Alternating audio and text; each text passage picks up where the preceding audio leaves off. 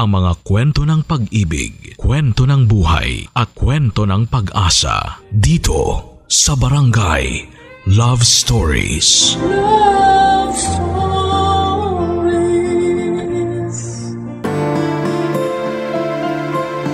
Ang pag-ibig ay parang lindol na hindi mo mahuhulaan kung kailan ito darating. Kaya dapat anumang oras, saan mang lugar ay lagi kang handa sa pagdating nito. Ikaw kabarangay, naranasan mo na bang umibig sa taong hindi mo inaasahan? Dear Papa Dudut, Old Maid, Bachelor Girl, and BSB. Yan karaniwan ang tawag sa akin ng mga tao. Never pa kasi ako nagkaroon ng karelasyon. Pero kahit na ganoon ay masaya naman ako sa buhay. Masaya ako dahil kontento na ako sa anong meron ako ngayon. Ang kailangan ko na lamang gawin ay i-maintain ito na siya namang nagagawa ko. Ako nga pala si Ivy, 30 years old. Kahit malapit nang mawala sa kalendaryo ang edad ko, ay hindi ako nagpapadala sa pressure ng mga ito. Kahit marami na ang nagsasabi sa akin na kailangan ko na raw mag-asawa dahil tumatanda na ako ay wala akong pakialam. Kahit paulit-ulit akong ikinukumpara sa mga kaidaran ko dahil may kanya-kanya na silang pamilya, ay hindi ako naaapektuhan nito, Papa Dudut. Okay na ako sa buhay ko ngayon dahil mababaw lang naman ang kaligayahan ko. Masaya na ako na kasama ang photocards at light sticks ko. Masaya na ako na kasama ang pusa ko. Buo na ang mga araw ko dahil nabili ko na ang inaasam kong latte machine, TV na may sariling subwoofer at sariling message or massage chair. In short ay kontento na ako sa buhay ko, Papa Dudut. Dahil nabili ko na ang mga bagay na gusto kong bilhin. Na-achieve ko na ang ilan sa mga goal ko sa buhay. Stable na ang financial, mental, and emotional well-being ko. Kaya kahit na ano pang sabihin nila tungkol sa inaamag kong love life, ay hindi ko ito kailangan, Papa Dudut.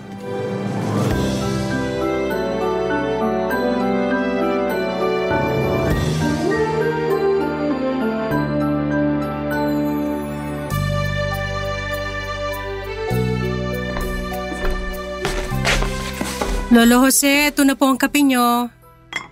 Salamat, Apo. Maaga kayatang nagising ngayon. Naku, Lo, wala pa ho akong tulog. Gising na talaga ako kagabi pa. Ha? Bakit naman? Hindi ka ba makatulog? Nagpuyat ako kasi tinapos ko yung drama na pinapanood ko online.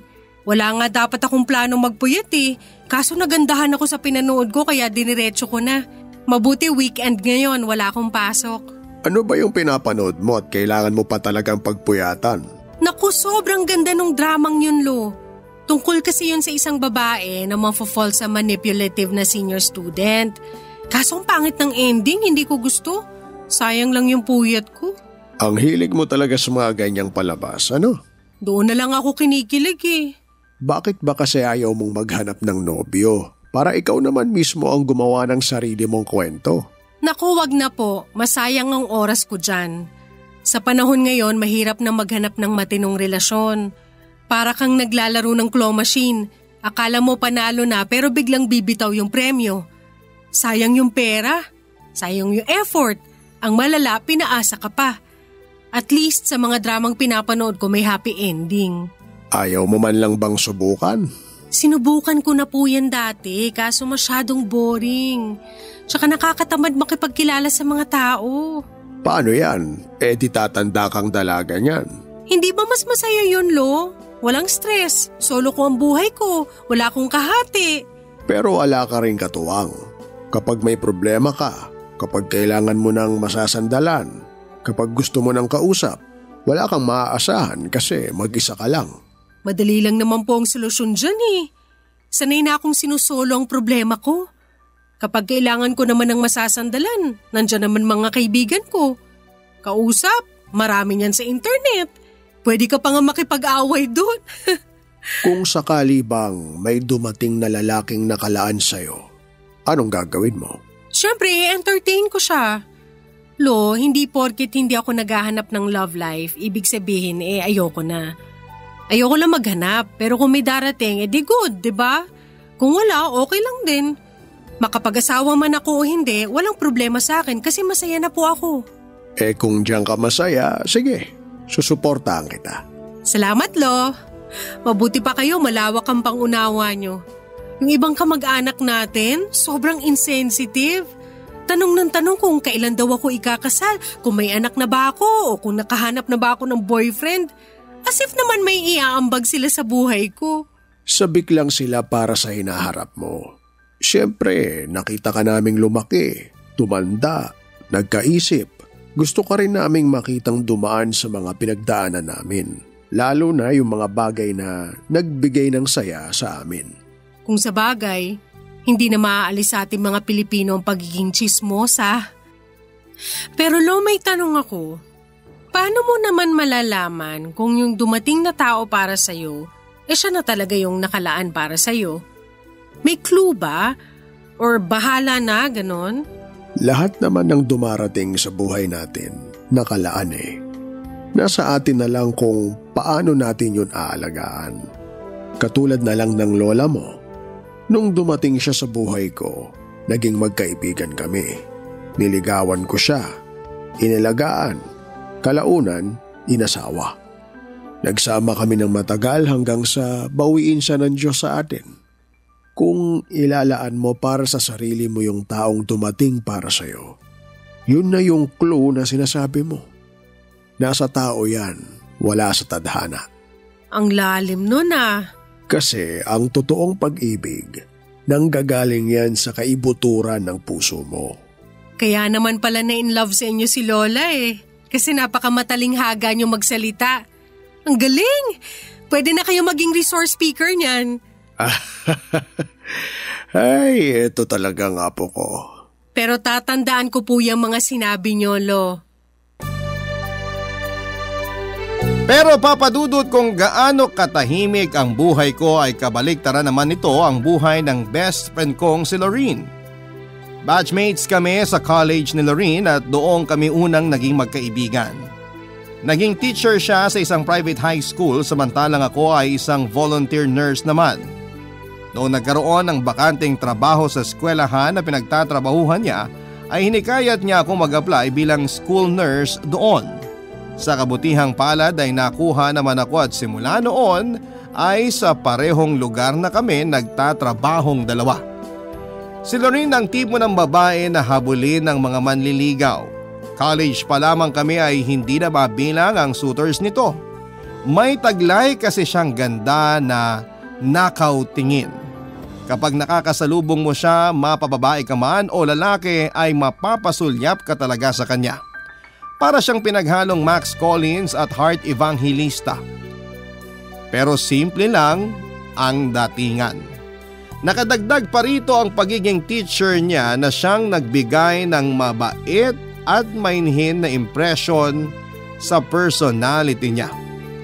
Pero kahit na pila-pila ang mga manliligaw ni Lorene ay loyal siya sa boyfriend niyang si Hans. 5 years na silang magkasintahan noon at saksi ako kung paano umusbong ang pag-iibigan nilang dalawa. Yun nga lang sa pagtagal ng pagsasama nila ay nakita ko rin kung papaano unti-unting nawala ang init ng kanilang pagsasamahan.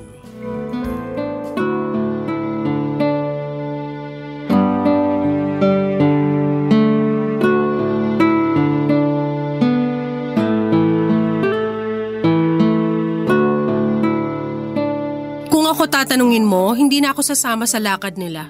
Bakit naman? Di ba nga may rule na kapag late notice na yung invitation sa'yo, ibig sabihin nun hindi ka invited in the first place? Sa tingin mo? Oo, ganun yun. Yung mga ganyang ganap, pinagpaplanuhan yan. Dapat matagal ka nang in-invite kung gusto ka talaga nilang makasama. Pero gusto kong sumama. Matagal ko nang gustong pumunta sa Zambales eh. Di pumunta ka. Wag na lang. Tama ka nga. Baka kailangan lang nila siguro ng kasamang mag-aambag kaya nila ako inaya. Desisyon mo rin naman yan. Basta ako hindi ako sumasama sa mga late notice. Sabing wag akong tawagan ngayon eh. Sino yan? Si Hans. Bakit di mo sagutin? Hindi kami okay ngayon. Ano nangyari? Nag-away kayo? Sabi ko sa kanya, kailangan kong magpahinga kaya wag muna niya akong tawagan. Ang kulit! Kanina pa tawag ng tawag. Magpahinga? Nandito ka sa labas ngayon kasama ako. I mean, magpahinga sa isa't isa. Oh my gosh, nag-cool off kayo? Parang gano'n na nga. Bakit? Parang nawawala na ako ng gana sa kanya eh. Ha? Paano? Anong ibig mong sabihin na wala ka ng gana? Ayaw mo na sa kanya? Alam mo yung feeling na nagsasawa ka na? Yung parang ayaw mo na? Ganon yung nararamdaman ko kay Hans ngayon. Hala, hindi mo na ba siya mahal? Hindi ko alam. Basta ang alam ko lang, iba na yung pagtingin ko sa kanya, hindi na tulad ng dati. Sayang naman yung 5 years. 5 years na kayo, di ba? Oo, matagal na kami. Pero hindi ba? Kahit naman yung paborito mong t-shirt, kahit gaano mo yun kagusto, kumukupas din. Pero kahit na, kung pwede pa rin namang isuot, bakit hindi? Bakit mo iiwan agad? Yun ang problema. Paano kung hindi na kasya? Paano kung nag-grow na ako as a person pero yung boyfriend ko, wala pa rin ipinagbago? Kung ano siya dati, ganun pa rin siya ngayon, napag-iwanan na siya. Dapat sabay kami eh. Pero hindi ko alam kung bakit nanatili na lang siya sa dati. Hindi na ba maayos yan? Parang hindi na eh. Matagal ko nang sinusubukang ayusin pero wala pa rin. Pagod na ako.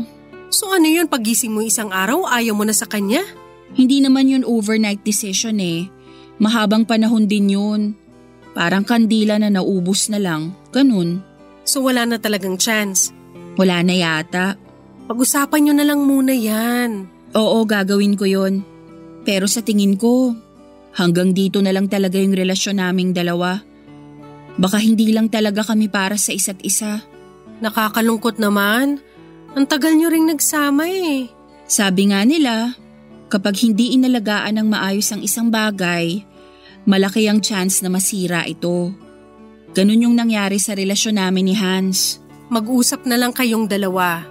Sabihin mo sa kanya lahat ng sinabi mo sa akin para maliwanagan siya. Oo, gagawin ko yon kapag nakapag-isip-isip na ako. Good luck. Sa totoo lang ay hindi kami gaanong close ni Hans, Papa Dudut. Labas kasi ako sa kung ano ang nangyayari sa loob ng relasyon nila ni Ivy. Tuwing lumalabas sila ay hindi ako sumasama kahit na invited naman ako. Ayoko kasing maging chaperone o extra sa isang date dahil kaya ko namang kumaing mag-isa sa labas. May times na nakakasama kami ni Han sa mga important event sa buhay ni Lorraine tulad ng birthday at mga holidays. Pero malimit lang din kaming mag-usap na dalawa para kasing magkaiba kami ng aura ni Hans. Hindi naman po sa ayaw ko sa kanya, Papa Dudut. Hindi lang talaga kami magka-vibes kaya tuwing nagkakausap kami ay puro small talks lamang kaming dalawa. Saka ko na lamang nalalaman ang lahat kapag nag-o-open na sa akin si Lorraine sa mga problema nilang magkasintahan. Kahit na walang experience, ay pilit naman akong nagbibigay ng payo sa best friend ko. Kahit papaano ay ayokong maging bias sa relasyon nila. At kung may mali si Lorraine ay sinasabihan ko talaga siya. Yun nga lang sa pagkakataong yun ay mukhang naubos na lang talaga ang pagmamahal ni Lorraine sa boyfriend niya. Hindi ko inaasahan na kaya niyang tapusin ang 5 taong relasyon ng ganun lang, Papa Dudut. Wala naman ako magagawa dahil hindi ko nasakop ang puso nila Lorraine at Hans. Kaya naman sinusuportahan ko na lamang ang kaibigan ko sa naging desisyon niya. Mabilis din namang nakapag-move on si Lorraine. Ang problema ay si Hans ang nahirapang tanggapin ang mga nangyari. Dumating nga noon sa punto na kahit na hindi kami close ay ako ang nilalapitan ni Hans para humingi siya ng tulong. Barangay Love Stories. Barangay Love Stories. Kung ako ang tatanungin ay gusto ko rin naman pong isalba ang relasyon nila Lorraine at Hans, Papa Dudut. Hindi naman ako bitter sa pag-ibig katulad ng iba dyan. Kaya sinubukan kong bigyan ng advice si Hans sa mga dapat niyang gawin. Desidido din kasi talaga ang binata na habulin ng kanyang ex. Pinayuhan ko siya na bigyan muna ng space ang kaibigan ko para makapag-reflect siya kung saan o papaano ba nagsimulang gumuho ang kanilang relasyon, Papa Dudut. Kapag alam na niya ang rason ay yun ang dapat niyang ayusin para mawala ang problema at baka sakaling maibalik pa ang lahat sa dati.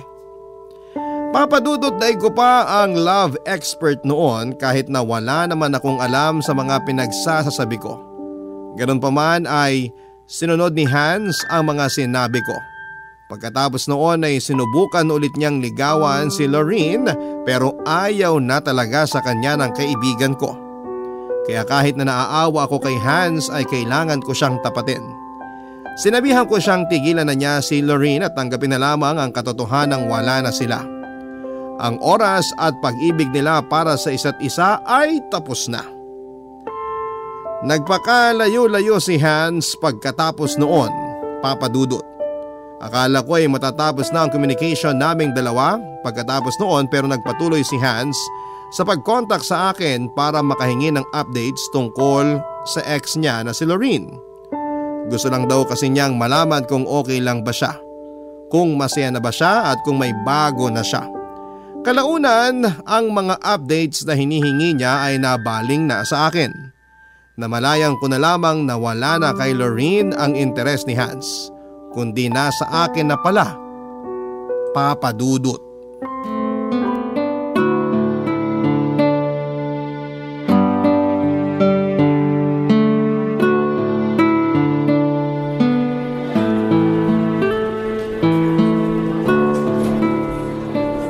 Ivy! Oh, Hans! Anong ginagawa mo rito? Wala si Lorene dito sa school. Nasa seminar siya ngayon. Hindi si Lorene ang ipinunta ko rito. Eh sino? May susunduin kang bata? Wala. Ikaw yung pinunta ko rito, Ivy. Ako? Bakit? Hihingi ka na naman ba ng tulong? Di ba nasabi ko na sa'yo na ayaw na talaga ni Lorene? Kahit na anong gawin mo, hindi na kayo babalik sa dati. Respetuhin mo na lang yung desisyon niya. Oo, alam ko yon. Hindi ko na siya aabalahin. Gano'n naman pala eh. So anong ginagawa mo rito ngayon? Bakit mo ko kailangan? Tapos ka na ba sa trabaho? Oo, pauwi na ako. Bakit? Aayain sana kitang kumain sa labas. Ha? Bakit naman? Wala lang. Gusto lang kitang i-treat kasi tinulungan mo ko. Wala naman ako nagawa eh. Hanggang ngayon hiwalay pa rin kayo. Hindi naman kayo nagkabalikan ni Lorene kaya bakit mo ko ililibre? Gusto ko lang. May magagalit ba kapag inaya kitang kumain sa labas? Wala naman pero ayoko. Hindi ako mahilig kumain sa labas tsaka hindi naman tayo close eh. Kaya nga kita inaaya para makilala natin ang isa't isa. Para maging close tayo. At bakit naman? Bakit mo ako gustong makilala? Bawal ba? Bawal kasi hindi ko alam kung ano yung rason. Anong trip mo, Hans? Ikaw, gusto kitang kilalanin pa. Patawa ka naman. Anong pinaplano mo, ha? May motibo ka, no? Kaya mo to ginagawa. Ano to? Naghihiganti ka ba kay Lorene? Gagamitin mo ba ako para saktan siya? Hindi. Bakit ko naman gagawin yun? Hindi ako ganong tao. Oo, nasaktan ako kasi iniwan ako ni Lorene. Pero mahal ko pa rin yun. Kaya hindi ko siya magagawang saktan. Eh ano to? Ano tong ginagawa mo? Bakit mo ako inaayang lumabas? Bakit mo ako gustong kilalanin? Dahil gusto kitang kilalanin, yun lang. Wala namang masama, di ba? Meron. Ex ka ng best friend ko, baka nakakalimutan mo. Anong masama doon? Wala na kami ni Lorene. Kahit na. Ang pangit tignan. Pagkatapos mo sa best friend ko, sa akin ka naman. Ang sama mo namang mag-isip. Gusto ko lang namang makipagkaibigan sa'yo eh. Bakit nga? Kasi gusto kita. Ha? Ibig kong sabihin, gusto kitang makilala pa. Kasi matagal na tayong magkakilala, by name lang. Ikaw bilang kaibigan ni Lorene at ako naman bilang ex ng kaibigan mo. Hindi ko talaga mag-gets kung bakit bigla ka nalang nagkaroon ng interes sa akin.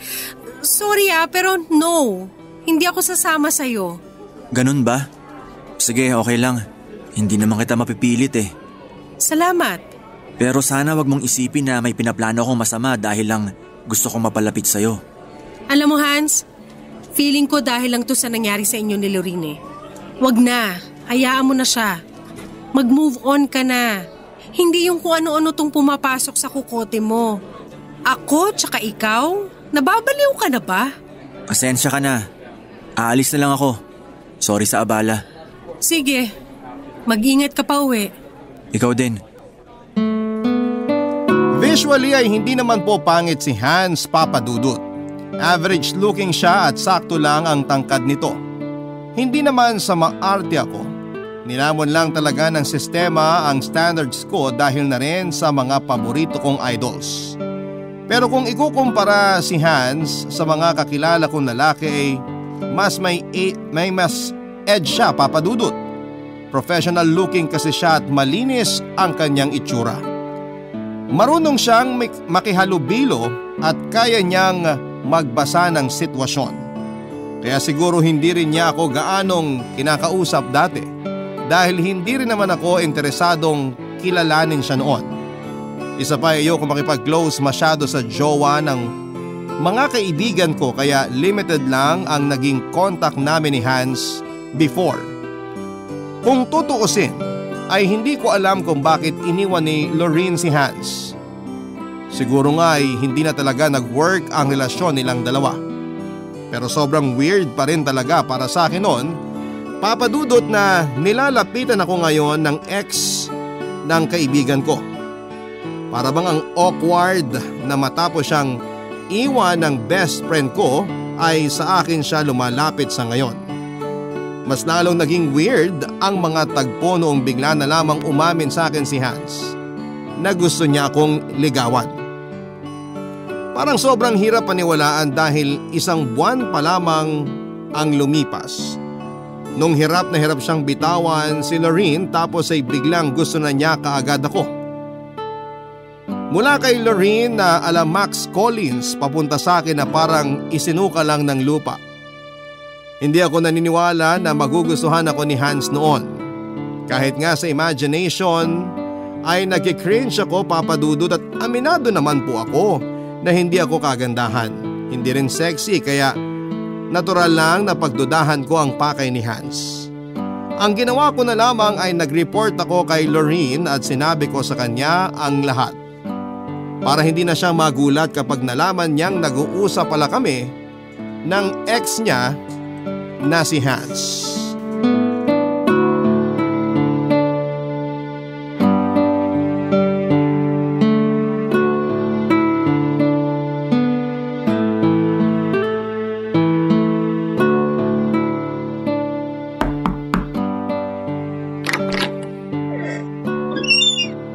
Ivy, hindi ka pa uuwi? Pauwi na. Ililigpit ko lang tong piniprint kong report. Pasok ka muna. Para saan yan? Yung report sa mga severely wasted na bata. Tinitignan nila kung may improvement ba simula nung nag-start yung klase. Okay. Antayin na kita para sabay na tayo umuwi. Sige. Habang nandito ka, may sasabihin pala ako sa'yo. Ano yun? Tungkol kay Hans. Hans na naman? Tapos na ako sa chapter na yan. Nasa moving on process na ako. Actually, patapos na nga eh. Kaya ikaw, mag-move on ka na rin dapat. Ay, wala mag-move on kasi hanggang ngayon, kinukulit ako ng ex mong yun. Talaga? Akala ko ba ni real talk mo na siya? Di ba sinabihan mo na siya na tigilan na ako? Oo, tinigilan ka na niya. Tanggap na raw niya na ayaw mo na sa kanya. O gano'n naman pala eh. Bakit ka pa niya kinukulit? Kasi gusto niya akong ligawan. Ano? Nililigawan ka ni Hans? Wala talaga nakakatuwa dun. Hindi nga. Totoo ba? Oo nga. Inaya nga niya akong kumain sa labas last time eh. Sabi niya gusto raw niya akong kilalanin. Gusto niya makipagkaibigan sa akin. O anong sabi mo? Sabi ko ayoko kasi unang-una ex mo siya. Pangalawa, hindi ko siya gusto. Ano naman ngayon kung ex ko siya? Wala na kami. Tapos na kami ni Hans. Kaya pwede na niyang ligawan kahit sino ang gusto niyang ligawan. Kahit na. Di ba nga may unwritten rule na bawal jowain ng ex ng kaibigan? Para lang yun sa mga taong bitter. Maganda naman yung naging hiwalayan namin ni Hans eh. Kaya kung gusto kanyang ligawan, sino naman ako para pagbawalan siya? O ikaw? Basta, ang weird kasi. Kung nagdadalawang isip ka dahil sa akin, wag. Huwag mo akong isipin kasi okay lang yun sa akin. Kung gusto mo siya at kung gusto ka niya, bakit ko naman kayo pipigilan? Siyempre bilang kaibigan susuportahan din kita. Hindi mo yata narinig yung sinabi ko na hindi ko siya bet. Sa ngayon, pero kapag nakilala mo siya, malay natin kung mabetan mo siya. Hindi yun mangyayari. Ano ka ba, Ivy? Oras na rin siguro para bigyan mo ng pansin yung puso mo. Kakalawangin yan, sige ka. Kung makikipagrelasyon man ako, mas maganda na sa ibang tao, hindi sa ex mo. May rason kung bakit kayo naghiwalay, dun palang red flag na. Naghiwalay kami kasi hindi kami para sa isa't isa. So kami para sa isa't isa, yun bang gusto mong sabihin? Bakit naman hindi? Subukan mo lang. Bigyan mo siya ng chance. Kung hindi mag-work, edi hindi. Pero paano kung nag-work? Paano kung ayoko? Huwag mong sabihin na mauunahan pa kitang makahanap ng boyfriend. Bakit? May nanliligaw na ba agad sa'yo? Wala, pero may nagpaparamdam na. Ang harot? Parang hindi nang galing sa 5 taong relasyon, ha? Ano namang masama doon? Single naman ako, ah. Oo na. Umuwi na nga lang tayo. Tapos ka na ba? Itutuloy ko na lang to bukas. Okay. Pero Hans talaga? Plot twist yun, ha? Ay naku, Lorraine, tigilan mo ko dyan.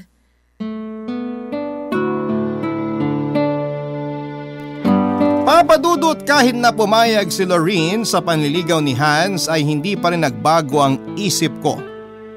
Ayoko kay Hans at never ako nagkaroon ng feelings para sa kanya. Mas lalong mahirap na maging kami dahil ex siya ng kaibigan ko at alam kong may rason kung bakit sila naghiwalay. Ayaw kong maranasan ang naranasan ni Lorraine kahit na alam kong maayos naman ang naging hiwalayan nilang dalawa.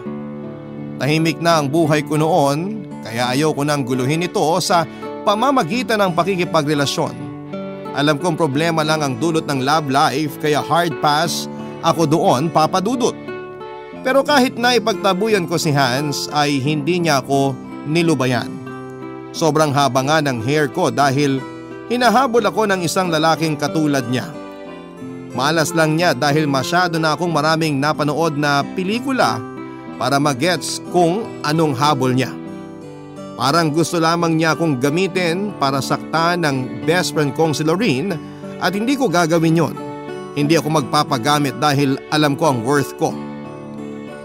Hindi ko na nga po noon pinapansin ang mga chat at tawag ni Hans. Ilang beses din niya akong dinalaw sa trabaho pero pinagtataguan ko siya, Papadudot. Nagpapadala pa nga siya noon sa akin ng cards at bulaklak na siya namang kinainggitan ng mga kasamahan ko sa trabaho. Maging si Lorraine nga ay pinupush na niya ako na subukan ko raw na humarot kahit ngayon lang pero ayoko talaga, Papadudot. Hanggang sa isang araw ay bigla ko na lamang nabalitaan na nahulog daw si Hans mula sa 3rd floor ng apartment building kung saan siya nakatira. Barangay Love Stories. Barangay Love Stories. Mag-isa lamang si Hans na naninirahan sa apartment niya, Papadudot. Ang buong pamilya niya ay nakatira sa probinsya. Pero kahit na ganoon ay nagtaka pa rin ako dahil sa dami ng kaibigan niya. Ako ang tinawagan noong gabing isinugod siya sa ospital. Ayon sa nurse na nakausap ko ay number ko raw ang ibinigay ni Hans.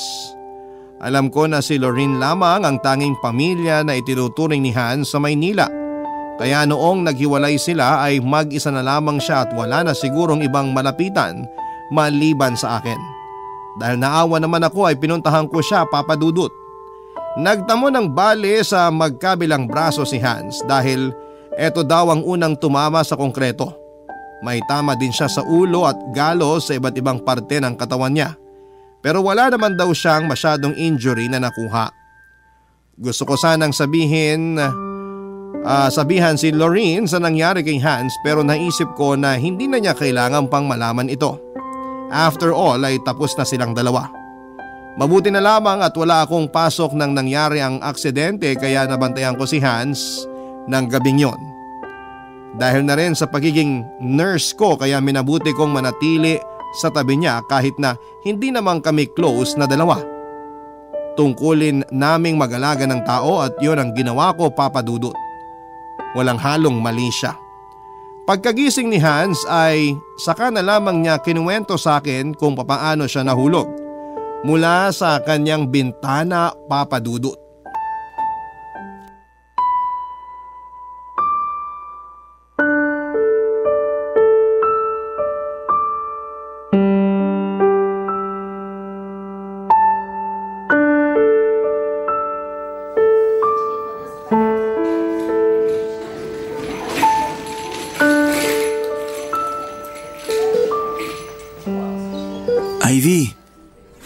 Ivy, gumising ka na dyan.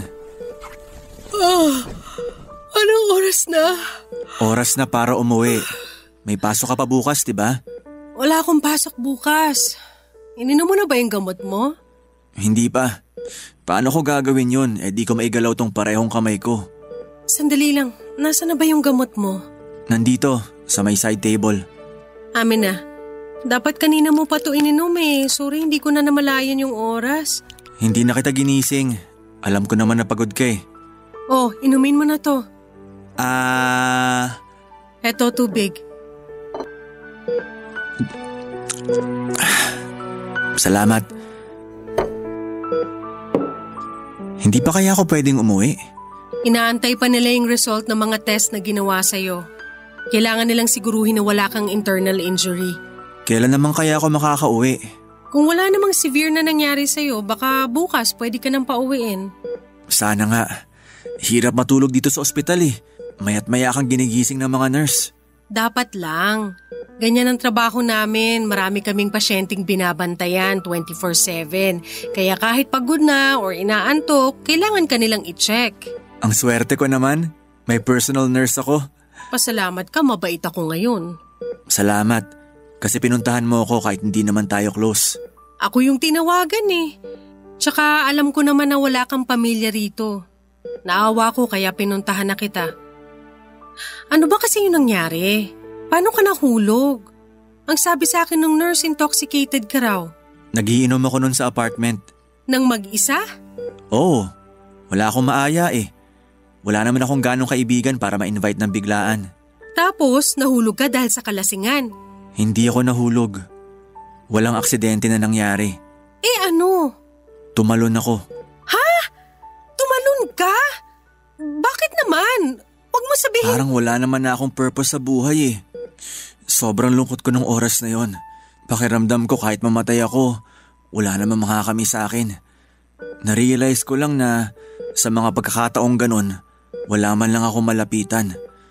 Oo, may mga kaibigan ako pero may sarili rin naman silang buhay. May sarili silang problema. Hindi naman na ako bata para i-babysit nila. Alam mo ba yung pakiramdam na wala kang karamay sa mga oras na ganon? Ang pangit. Sobrang saklap. I'm sorry, hindi ko alam na may pinagdadaanan ka pala. Huwag kang mag-sorry. Wala ka namang kasalanan eh. Tsaka hindi naman ako humihingi ng simpatsya. Pero sorry pa rin kasi hindi rin maganda yung ginawa ko sa'yo na ipinagtulakan kita palayo. Okay lang yun. Karapatan mo naman yun. Akala ko nga noon matatapos na lahat eh. Pero parang ayaw pa akong kunin ni Lord. Kaya sabi ko sa kanya, sorry kung nagawa ko yun. Sorry kung bumigay ako agad-agad. Alam mo, pwede mo naman akong lapitan kapag nakakaramdam ka ng ganon. Di ba nga ikaw na mismo nagsabi hindi tayo close? Tsaka nakakahiya rin kapag inabala pa kita. Kung buhay na ang pinag-uusapan, hindi ako magdadalawang isip na samahan ka. Oo, ayaw kita nung una, pero ngayong alam ko na kailangan mo lang naman ng kasama, ng karamay, hindi ko naman ipagkakait yun. Totoo ba yan? Ibig bang sabihin ito, pwede na tayo maging magkaibigan? Sige, try natin. Wala namang masama. Salamat, Ivy. Salamat talaga. Hindi ko alam, Papa Dudut, pero ng time na yon ay bigla akong naawa kay Hans. Para siyang bata na naghahanap ng kasama. Dahil sa sitwasyon niya ay kinailangan niyang dumepende sa ibang tao dahil wala naman siyang ibang kasama sa buhay, ay hindi ko maiwasang mahabag sa pinagdadaanan niya. Kaya naman ako na lamang din na nag-volunteer na tulungan siya hanggang sa gumaling ang buong katawan niya. Isa pa ay nurse ako at may sinumpaan kaming tungkulin. Alam kong malaki ang maitutulong ko sa mas mabilis niyang pagaling.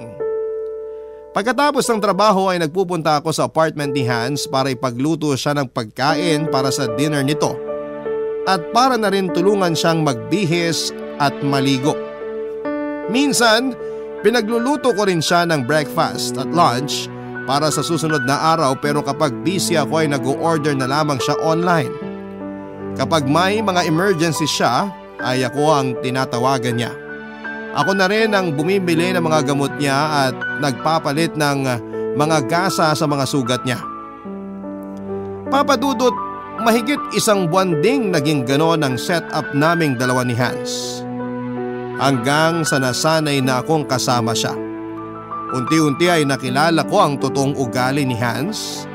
Mabait siya, Papa Dudut, makulit, moody, pero kahit nagtatampo ay masunurin naman siya.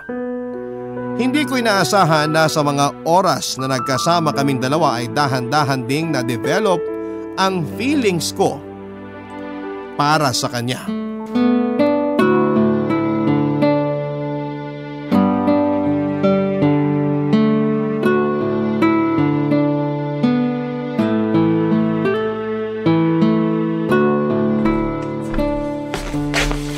Good morning, Lolo Jose. Good morning din, Apo. Maaga ka ngayon ah. Huwag mo sabihing wala ka na namang tulog. Ganun na nga po. Nanood ka na naman ba ng drama? Hindi po. Hindi ako nagpuyat ngayon dahil sa panonood. Ano? Ano naman pinagkaabalahan mo buong magdamag? May kachat lang po ako kagabi. Talaga? Sino naman, Apo? Pwede ko bang malaman? Kaibigan ko po si Hans. Kaibigan lang ba talaga o kaibigan? Si Lolo naman eh. Magkaibigan lang kami ni Hans. Kaibigan na pinagpupuyatan mo. Napasarap lang po yung usapan namin kagabi. Alam mo, Apo, pwede ka namang umamin sa akin eh. Kung may napupusuan ka ng lalaki sa buhay mo, pwede kang magkwento sa akin. Hindi naman ako katulad ng tatay mo noon na sobrang istrikto sa'yo. Suportado kita sa anumang gusto mo. Alam ko naman po yun. Ito ba ang Hans na sinasabi mo? May tsansa ba na maging kayo? La, si Lolo naman ang prangka niyo naman pong magtanong. Nagtatanong lang naman ako. O ano? Meron ba o wala? Hindi ko po alam. Siguro. Baka hindi pa natin masasabi sa ngayon. Pero ano naman ang nararamdaman mo para sa kanya? Ako? Marami po. Kung noon wala lang siya sa buhay ko, ngayon parang parte na siya ng mundo ko. Hindi kami close noon pero ngayon siya na laging pumapasok sa isip ko. May concern na akong nararamdaman sa kanya. Natutuwa na ako tuwing nakikita ko yung pangalan niya kapag nagchat-chat siya sa akin. Kinikilig na ako mag-isa. Lo, sa tingin mo ito na ba yung sinasabi niyong pag-ibig? O baka naman ngayon lang to? Nakakaramdam ka ba ng saya sa puso mo kapag naririnig mo ang pangalan niya? Pinaplano mo na ba kung ano ang mangyayari sa inyo sa hinaharap? Kung wala siya sa tabi mo, hinahanap-hanap mo ba siya? Hindi ka ba mapakali kapag di kayo magkasama? Kung oo ang sagot mo sa lahat ng mga tanong na nabanggit ko, malamang umiibig ka na nga, Apo. Pero paano kung hindi pala siya yung taong para sa akin? Sabi ko nga sa'yo, lahat ng taong dumarating sa buhay natin ay nakalaan para sa atin. Nasa mga kamay mo ang sagot sa tanong mo. Kung paano mo pahalagahan yung tao para manatili siya sa buhay mo. Pero siyempre, dapat ganun din ang pagpapahalaga niya sa'yo para manatili ka rin sa buhay niya. Natatakot lang ako. Baka kasi pag nagmahal ako, masaktan din ako sa huli. Parte yan ng buhay. Maraming beses tayong madadapa bago tayo matutong maglakad. Kailangan nating maranasang masugatan para matutunan natin itong gamutin. Ang mga masasamang nangyayari sa buhay natin Kailangan natin yun maranasan para matuto tayo. Matakot ka pero huwag mong itago ang sarili mo sa mga oportunidad. Mga oportunidad na mas magpapayabong pa sa karanasan mo sa buhay. Ang galing nyo talaga magpayo, Lo. Tama po kayo, walang mangyayari kung mananatili akong takot.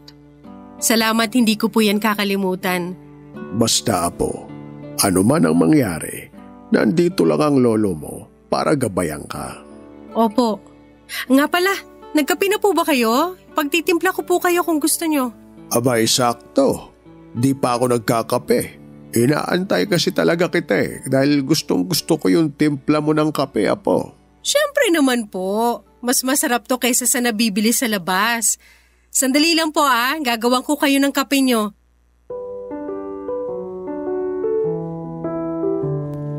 Papa Dudut, never na pumasok sa isipan ko na magkaroon ako ng feelings para kay Hans. Nung una ko siyang nakilala bilang boyfriend ni Lorene ni isang emosyon, ay wala po akong naramdaman para sa kanya.